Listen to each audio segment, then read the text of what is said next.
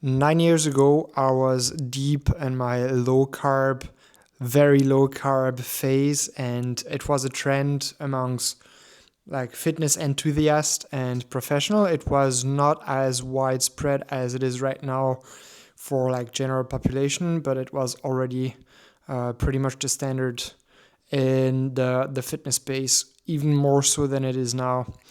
But then something happened and my views on this completely changed after I met this crazy noodle.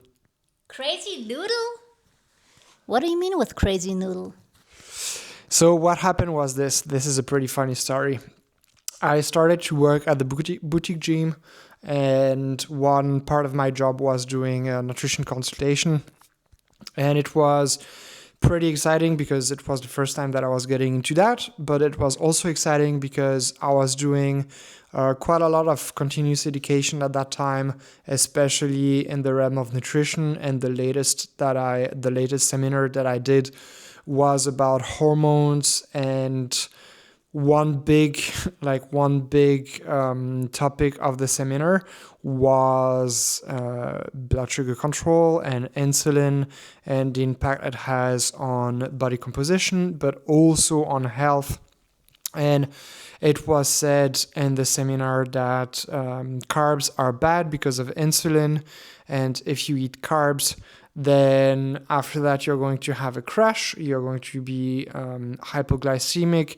This is going to be bad news because it's going to increase cortisol, which is going to oppose the action of testosterone, of thyroid. It's going to disrupt for the ladies their menstrual cycle.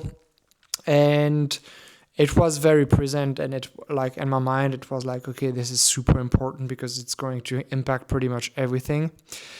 And on top of that, I was also working in the first keto bar, low carb bar in Berlin, and I was really like living it.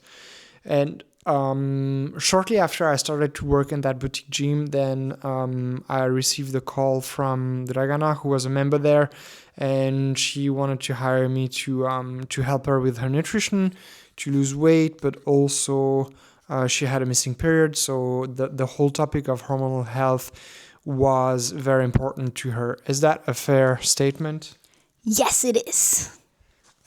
Okay, so and that first call that we had, she asked about like, hey, how confident do you feel about hormones and blah, blah, blah. And I was like, I was faking it until I was making it. But she did not know that until now. But I was like, yeah, I got you back. And so we started working together, and then I did some measurement. And what came out was like there's too much body fat on her legs, and it was because of a lack of insulin sensitivity and also poor detoxification. And so the protocol was pretty simple, which is something that I had learned in that seminar and those different events for continuous education. And so this is what I prescribed. This is what we started doing. And already back then, Dragana was just like very compliant and very accurate. And she also seems to be very trustworthy. But something happened. So what happened when you started to eat low carb? I was gaining weight. I don't know how fast it came on, like the weight, how fast it was creeping up, because I was still like sticking to your prescriptions of like, hey, this is what you need to do to detox your legs and get finally rid of cellulite and gain your period back and balance your hormones. Do you remember how fast I was gaining weight? I definitely know that I was hitting like my peak, like my highest weigh-in of 65 kg back then. And I felt just puffy and fluffy and I don't even have pictures from that time. Yeah. So the weight gain happened over 4 to 5 months, and it was roughly like 3 kilograms, so almost 7 pounds. Might not sound like a lot, But when you hear all the time that carbohydrates are bad because they create inflammation and they make you puffy and that sort of things, and that low carb is the way to go because this is what's going to help improve pretty much every system in your body, then you also start to believe it. But then as I really got to know her better and I really realized like how painfully accurate and consistent and compliant she was with her nutrition and with the supplement. Like she took the chlorella pills that I prescribed to her. She took that on the Camino de Compostela. So if you don't know what that is, it's basically you walk for a few weeks from Portugal to Spain. It was a pilgrimage, or is it maybe even still? Yeah. And so when you walk like 20 kilometers per day with a fairly big backpack, then you don't want to have to carry extra weight. You want to just have like the essentials. But then she was taking the pills with her, and so for me it was difficult to witness because I was so convinced and I was so certain that this was the way to go. But then the results were just like speaking for themselves and telling me like there's something else going on. And this was confirmed later on as we made some changes, because I was like, hey, I don't want you to continue doing this. I'm not sure exactly why this is happening and what's going on, but obviously this is not working, so let's do something else. And then we had the confirmation that going the low carb route was not right, because as she started to eat more carbohydrate, then what happened? I was losing weight. And it's funny because even after our time together, we worked together. I worked with another personal trainer. It was the first time I think someone was doing my nutrition and my training at the same time. And she put me on a low carb diet. And I was like, oh, damn it. We are going back to square one. But I was again trusting the coach, as I'm always. If I'm deciding to work with someone, it's like, let's do that. Let's follow the protocol. And then I was gaining again weight. And as soon as I was eating more carbs and I was, just being like, fuck the protocol. I'm going to increase the carbs. And you told me like, let's do that. Let's increase your carbs. Just go for it. I think you know what you need. Then I was dropping weight. And she was like, how is this going? How is this working? Like, what's going on? Yeah. And so it was funny, but it was also, bringing some insecurities for myself as a coach, because I was not really understanding what was happening. I had been brainwashed into thinking that calories don't matter, that hormones are more important, that if insulin goes up because you eat carbohydrate and you had like a blood sugar spike, then it's going to lead to automatically, fat that's going to be stored as body fat. It's going to kill your fat burning capacity and that sort of things.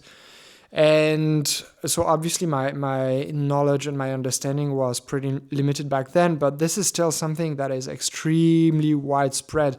And in fact, I think there's not a week inside our community of clients where we don't have to talk about that and explain again why carbohydrates are, not the enemy. And actually, if you want to perform in the gym and if you want to build muscles and if you want to have a happy life, then most likely you do need some carbohydrate. And like, there's no practical takeaway points from this video, but purely it's about like, if you watched this video because you read the title saying like, hey, you are eating low carb but still not looking the way you want to, then you already understand that there's something that's going on, and that might be the low carb. Or maybe you don't even suspect that, because you've also been told that eating low carb is the way to go if you want to lose weight. but you understand that there's something going on, that there's something holding you back. And I'm telling you that most likely not eating carb is part of the problem, and that eating more carb is going to be part of the solution. And I can tell you, like, all the women that we work with that successfully lose weight, 20 pounds in 5 months, which is like a fair bit of weight, they all eat carbs, and not only once a day, but like pretty much at every meal, and also during their training, during their workouts, because it's going to help actually lower cortisol and decrease stress. Imagine that.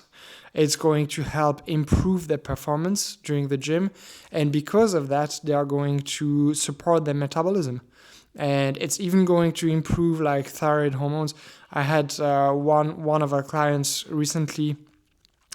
She was in that situation, and she has like a thyroid underfunction, and I was doing some research extra for that, really to try to find the specific piece of knowledge that's going to help her be less afraid of carbs. And she's not like neurotic about it, but there's like a small voice in her head saying like, hey, this is a bit too much.